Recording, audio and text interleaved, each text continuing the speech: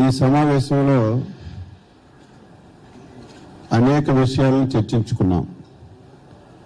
ఈ సమావేశంలో పాల్గొన్నటువంటి తెలుగుదేశం పార్టీ, జనసేన పెద్దలందరికీ, పాత్రికేయ మిత్రులందరికీ పేరు పేరున హృదయపూర్వకమైనటువంటి నమస్కారాలు తెలియజేస్తున్నాను.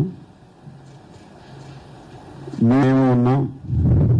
ఆంధ్రప్రదేశ్ కూడా, ప్రజలందరూ కూడా స్వాతంత్రం వచ్చిన నుంచి అనేక ప్రభుత్వాలు, అనేక ముఖ్యమంత్రులను చూశారు. దేశ చరిత్రలో ఫస్ట్ టైం ఇంత వరస్ట్ ముఖ్యమంత్రిని, ఇంత దుర్మార్గమైనటువంటి ముఖ్యమంత్రిని ఎప్పుడు కూడా చూడలేదు.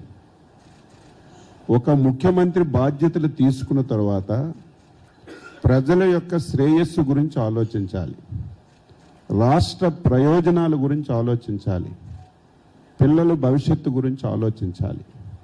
కానీ డే 1 నుంచి ఒక సైకోలా వ్యవహరించి ఆంధ్రప్రదేశ్ రాష్ట్రాన్ని చిన్నాభిన్నం చేసి దేశంలో తెలుగు వారన్నా, ఆంధ్రప్రదేశ్ రాష్ట్రం అన్నా అసహించుకున్న స్థాయికి ఈ ముఖ్యమంత్రి తీసుకొచ్చిన విషయాన్ని రాష్ట్ర ప్రజానీకానికి గుర్తు చేస్తున్నాను. మొత్తం వ్యవస్థలన్నింటినీ నాశనం చేశాడు.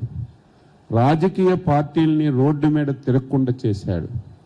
ప్రజలు స్వేచ్ఛగా వారు పడుతున్నటువంటి ఇబ్బందుల్ని చెప్పుకోలేనటువంటి పరిస్థితి తీసుకొచ్చినటువంటి సంగతి కూడా ఈ రాష్ట్రంలోన ఈ ముఖ్యమంత్రి పరిపాలనలో చూశాం. ఈ పరిస్థితులన్నీ చూసిన తర్వాత తెలుగుదేశం పార్టీ, జనసేన రాష్ట్ర భవిష్యత్తును దృష్టిలో పెట్టుకొని 5 కోట్ల మంది ప్రజల యొక్క ఆశలకు అనుగుణంగా రేపు ఎట్టి పరిస్థితిలో ఆంధ్రప్రదేశ్ రాష్ట్రంలో జగన్మోహన్ రెడ్డి లాంటి వ్యక్తి ముఖ్యమంత్రిగా కాకూడదు, అసలు రాజకీయాల్లో ఉండకూడదు అని ఏకైక ధ్యేయం పెట్టుకునే ఈరోజు కలిసి పనిచేయాలని చెప్పి నిర్ణయం చేశాం. గత 2 సంవత్సరాల నుంచి ఈ రాష్ట్రంలో ఈ ప్రభుత్వం చేసినటువంటి ప్రజా వ్యతిరేక విధానాలపైన, ఈ రాష్ట్రంలో ఉన్నటువంటి హరిజన, గిరిజన, బడుగు, బలహీన వర్గాలపైన ఈ ముఖ్యమంత్రి ప్రభుత్వం చేస్తున్నటువంటి దమన కాండపైన పోరాటం చేస్తున్నటువంటి విషయం కూడా ఈ రాష్ట్ర ప్రజానీకానికి తెలియజేస్తున్నాను. చివరికి ఎన్నికల సంగ్రామం అతి కొద్ది రోజుల్లోనే ప్రారంభమవుతుంది. తెలుగుదేశం పార్టీ, జనసేన పొత్తు పెట్టుకున్న తర్వాత ప్రజానీకానికి 2 పార్టీల అధ్యక్షులు కలిసి ఒక సమావేశం పెట్టి ప్రజానీకానికి మెసేజ్ ఇవ్వాలని చెప్పి అనుకున్నాం. కొంత ఆలస్యమైంది, కారణాలన్నీ కూడా తెలుసు.